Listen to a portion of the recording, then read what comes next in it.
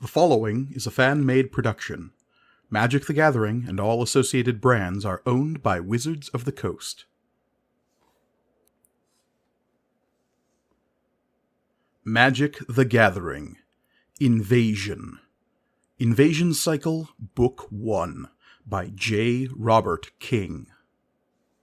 Chapter 2. Day Trip to Rath. Take us where? Cissay's voice echoed in the speaking tube. Gerard had expected her to resist. He squeezed off 2 more blasts, watching gaseous plasma smack against the lateral thrusters of one of the cruisers. The mechanism melted, and the Phyrexian warship listed farther. Through a grim smile, he called back to Cissay.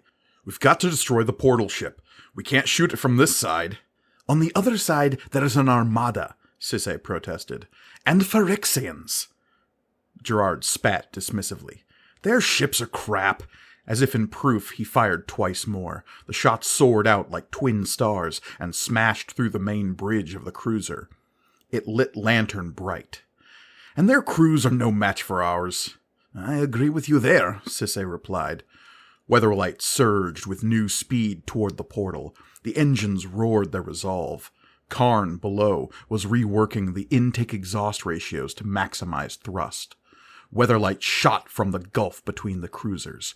A whoop went up from the crew, followed by a second one, even louder. The portside ship foundered and plunged from the sky. It rolled massively over, its guns still firing. Webby mana trails tangled around the shuddering vessel. Explosions rocked it. The stern cracked away, propelled on red flame. The cruiser's main body shone in cross-section. It tipped on end, smashing to the ground, and shattered like a rotten egg. A third cheer erupted, cut short by a sudden explosion. Weatherlight was still 1,000 yards from the portal when a black mana bolt stuck the starboard amidships. It ate the rail and part of the gunnel and swept toward the starboard ray cannon. Fewsteam, strapped there, shouted as his gun blazed. Red energy punched through the center of the black mass. It was not enough. Inky death spattered the cannon and fell on Fewsteam. Metal hissed. Flesh turned to rot and white ash. The gun belched green smoke and went dark. Fewsteam was gone. Nothing more than a pair of legs beneath a puff of soot. Without its counterpart, the remaining Phyrexian cruiser was unloading its arsenal. "Tangarth, blast that cruiser!" Gerard shouted. He struggled to wrench his gun about, but its angle of fire couldn't reach starboard aft. "It's behind the wing!" Tangarth shouted back. Cissay initiated a series of swooping lunges. Ropey charges of black mana spent themselves in empty air beside and behind the ship. Crimson charges rushed out from the stern ray cannon. Squee stood in its traces, blasting away. The pulses danced erratically through the air. Many shots missed their mark. Others batted down the cruiser's fire. 2 shots won through the barrage and sank into the exhaust port of the main engine. The enormous craft hiccuped. It shuddered once. Its attacks faltered. In a sun-bright blaze, it exploded. Hunks of ship hurtled outward, trailing fire. They raced toward Weatherlight at twice her speed. Had she been in clear air, the shrapnel would have hailed across Weatherlight and dismantled her. Fortunately, it was just then that she punched through the portal. Fortunately? The blue skies of Dominaria gave way to twisted clouds of red and black. The wide plains and deep forests gave way to volcanic rills and tortured lava tubes. Worst of all, though, in place of 2 Phyrexian ships, there were thousands. Airships were stacked to the sky. As devilish as they had seemed in the sunlight, in shadow these vessels were demons in hell. Wings of skin, dripping claws, jetting fires. A dozen of the ships were as big as mountains. 100 were the size of the cruisers already destroyed. 1,000 were the size of Weatherlight. "Forget the armada!" Gerard roared. "Target the portal ship!" Fire answered from the 6 remaining guns. A sunburst of scarlet energy raced out from Weatherlight. The charges soared up toward the vast metallic claw that hung in the skies of Rath. The ship seemed to glare down at them, robotic arms twitching impotently in the portal. One by one, the shots impacted the claw. Flowstone panels slumped. Fires hissed forth. The flames seemed impossibly small on the massive machine.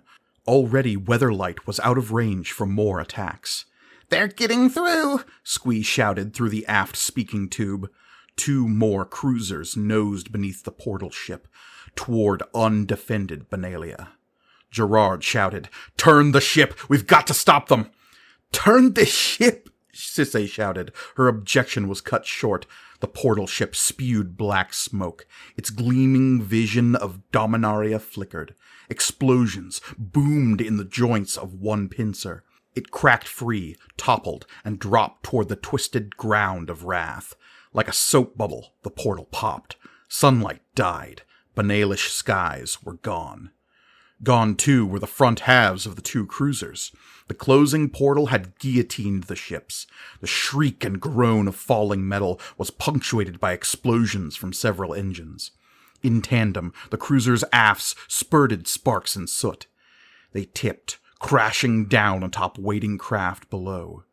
In a storm of fire and smoke, 5 ships impacted the flowstone ground. The first power core went critical. It sent a column of black force 1,000 feet into the sky and 50 feet into the ground. Hunks of flowstone pelted a second craft. Its power core cracked, then a third. More ships went down before the closed portal. "Nice work for the first 10 minutes of the invasion," Gerard shouted to his crew. "A ruined portal and a dozen ships down." "And 10,000 ships trapped on this side with us," Sisay warned. "We've got company." Though the cruisers and plague ships were too slow to pursue Weatherlight, the dragon engines were not. To the untrained eye, they seemed merely dragons. The sinuous constructs were as agile, as sleek, as intelligent as their natural kin. Beneath scales of enameled titanium were meshes so fine as to form skin and muscles. The beasts wheeled about and swarmed after Weatherlight. They opened jaws lined with true scimitars and breathed breath as powerful as any ray cannon blast. "Punch it, Karn! Full speed!" Gerard called. "This is full speed," came the rumbling response. "Evasive action!" Gerard shouted. "This is evasive action!" Sisay responded. "Laying in plane shift," Hannah called. "Belay that," Gerard responded. "Stay here, on Rath. Lay in a course to the closest active portal ship." "Aye, Commander." "One armada isn't enough for you to take on?" Sisay asked through the tube. "We'll shut down that one just like we shut down this one." Weatherlight jagged, her keel smashing a dragon engine that had flown up beneath it. The metallic worm plunged from the air to tumble brokenly across the tortured ground. "Nice flying, Captain," Gerard said. "How about you shoot some of them?" she replied. "Yeah, how about it?" Blood-red energy dragged plasma from the air. It roared down the open gullet of a dragon that swooped up to port. The eyes of the beast glowed for a brilliant moment before going black. The dragon engine's wings folded, and it plummeted away. 2 more engines soared up to take the place of the first. They spat their own fire. It mantled the fore-hull and made wood instantly blaze. Had Weatherlight been a ship of dead timber, she would have gone up like a jackstraw. But Weatherlight lived. Her hull was living wood. Her Thran metal fittings grew. Even her engine was a vital organ, capable of agony and joy. The silver golem attached to that engine served as a kind of brain for the machine. Together, the components of Weatherlight made a powerful being, more than capable of her own defense. Sap oozed from the living hull, extinguishing the fire and salving the charred grains. The port-side landing spine jutted suddenly, and the ship rolled. The sharp metal spine laced through the dragon engines, slicing their chests. They veered off, falling through the swarm of their comrades.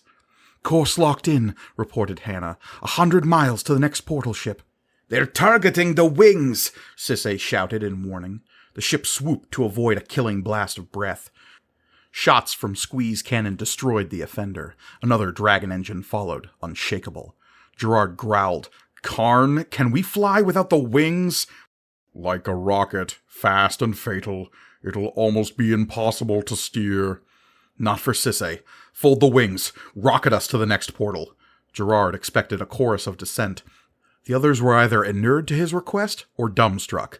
The wings folded, ratcheting inward on chains. For a moment, Weatherlight lost lift. Then her intakes opened wide, and her exhausts narrowed to blazing jets. "Hold on!" Gerard shouted. It was futile. He could not be heard over the sudden roar.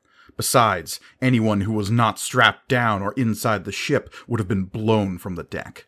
Weatherlight rocketed away from the pursuing cloud of dragon engines. Her exhaust vents painted the folded masts vermilion. The afterburn lit the eyes of the metallic serpents. They fell back, their jaws snapping on nothing. As the yawning hull settled into a roaring course, Gerard let out a whoop. "Would you believe it? All the time I spent running from my legacy. If I'd known it was so much damned fun." "There has been a casualty," Tangarth reminded through the speaking tube. "Yeah," Gerard acknowledged. He drew a long breath and pivoted to stare at the starboard amidships gun. The black rot that had once mantled its barrel had spent itself, hissing away to nothing. The goo had taken Gunner Fewstream's body with it, had burned away even the harness that had held him. Gerard muttered, "Fewstream, he was a brave man. There have been so many lost. Yes, that's why I ran for so long." "I'm picking up an even larger armada at the next portal ship," Hannah reported, her voice tense in the speaking tube. "We're going to need every gun." "Any chance of repairing Fewstream's cannon?" Gerard asked. Karn answered from the engine room. His connection to the ship allowed him to sense its every fiber as part of his body.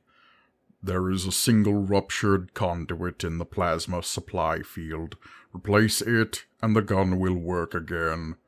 "I'm on it," Hannah said, moving away from the speaking tube before Gerard could countermand her. Moments later, she descended from the helm to amidships, the needed part in one hand and a big wrench in the other. He had to grin. It was classic Hannah. Her blonde hair whipped in the wind. She leaned steeply to make her way forward. She seemed so slender there, against the racing landscape of Rath, the coiling red clouds. Gerard was glad she had a wrench to weigh her down. She reached the gun, removed a splintered panel, and worked at loosening the ruptured conduit. "That's my girl," Gerard said, shaking his head in admiration. "Gerard, you see what we're flying over?" Sisay asked at the helm. He had not. Eyes that had seen only Hannah against the red turmoil of Rath now shifted their focus. His face darkened. On the unruly hills below waited a huge army of Phyrexians. Their forces stretched to the horizons. There was no tents or bedrolls, for these creatures needed neither shelter nor rest. There were only patient ranks of troops and penned beasts to feed them. No campfires, either. Phyrexians did not need heat and preferred their meals raw, indeed live. There was not a stick of furniture and no provision for comfort, unless gladiatorial circles could be called comfort. There was only order and slavish obedience and savagery. "Waiting to board troop ships, you think, Sisay?" Gerard conjectured. "Waiting for something, but not troop ships. There are too many soldiers." "Guns fixed," Hannah announced triumphantly. She repositioned the split panel and staggered to her feet. Sisay let out a hiss. "Incoming!" A plague bomb dropped from a sentry craft overhead. It fell straight toward Weatherlight. The ship jagged out from beneath it, but the bomb burst in mid-air. Shrapnel hailed across Weatherlight's amidships. Shards bounded briefly against the planks before being ripped away on the wind. "Everybody all right?" Gerard shouted. "Just a little scratch," Hannah answered. She gripped her stomach and smiled bravely. "Makes me want to fire this gun." "The job's yours. See Orm about that scratch as soon as we're out of here."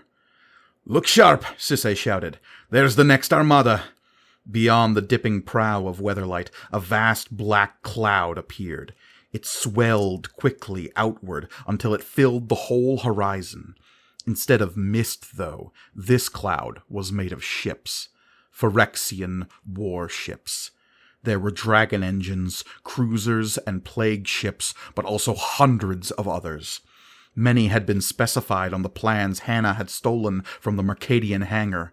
Solid-hulled ram ships hovered like barracudas. Fat barges provided floating laboratories for Phyrexian vat priests. Bombers bore payloads of plague on bat-like wings. Helioslicers held themselves aloft with whirling blades that could mince whole armies. Ichthus ships seemed winged spiders with 8 articulated lances for spearing merfolk. There were ship types for slaying every creature in land and water and air. They lined up to soar through the pincers of the portal ship. "Let's not give them time to fire," Gerard commanded. "Karn, keep the wings folded and the engines roaring." "Aye." "Sisse, we need perfect flying, no collisions, and straight through the portal." "I'll fling us through. You clear the way and shut the door behind us." "Right. Tangarth, Dabus, Hannah, we'll have just one chance at this." "Don't worry. I'm pissed," Hannah said. She clung to the starboard amidships cannon, pivoting it fore. "Just hold on. You're not strapped." "Can't get rid of me that easily," she said, flashing him a grin. He returned the look. "Here we go." Weatherlight blazed across Rath like a shooting star. Her engines lit the sagittal crests of the troops that crowned the land behind. Her ray cannons flung blazing light at the stacks of hovering ships ahead. Red plasma splattered the arsenals, punched its way through engine walls, ripped open carapace hulls, slew the slayers on the threshold of the world. Gerard's cannon barked. Scarlet energy shot in a long column outward. It struck the rear stabilizers of a ram ship dead ahead. The heavy craft pitched forward, driven over by the cannon fire. The ram head cracked into a troop ship below. The two halves of the troop ship split. Phyrexians spilled out like pepper from a mill. Weatherlight rocketed through the vacated space. Tangarth, meanwhile, lined up a shot, his bullish nostrils snorting. He fired. Red-hot energy pounded the aft of a command cruiser. The blast ripped free the flying bridge of the craft. It toppled aside, taking its controls and staff with it. The rest of the ship began to yaw slowly like a falling maple seed. "Bullseye!" Gerard shouted to him. The Minotaur squinted and rumbled. "Don't get cute." Weatherlight cleared the spinning wreck. The portal ship appeared beyond, just visible through the waiting armada. The first 2 cruisers were making their leisurely way through. "Save your shots," Gerard called. "Time this right." In moments they were in range. "Aim! Fire!" 6 of the 7 ray cannons could bear on the portal ship, and they all discharged. The racing blasts seemed red spokes on a vast wagon wheel. Each one soared unerringly to strike the pincers of the ship. They sparked and flared. Fires erupted from the ship. There was no time to see more. Weatherlight shot through the portal. Blue skies replaced red. Benalia replaced Rath. "Did it close? Did it close?" Gerard shouted. "Negative," Sisse called. "The cruisers are coming through." 4 blasts came from the aft gun. Squee pumped the hissing weapon. Tracers stretched back to shock the bow of the half-emerged cruiser. Explosions popped along its hull. "Great shot, Squee!" The cruiser foundered. Halfway through that hole in the sky, it listed to port. Its masts raked along the side of the portal, ripping at the superstructure. With a sudden boom like thunder, the gateway slammed closed. The prows of the 2 Phyrexian cruisers were severed from the rest of the ships. They fell away. The wrecks tumbled, sparking. Benalia received its invaders with the wide-open arms of a brick wall. Each hulk shattered on impact. "Hannah, find that 3rd portal." "We've got to land," Karn interrupted ominously from below. Weatherlight's wings raked out, and her engine slowed. "We're overheating." "Fine. Land. But get us to Benalia City. Get us to Capuchin Manor."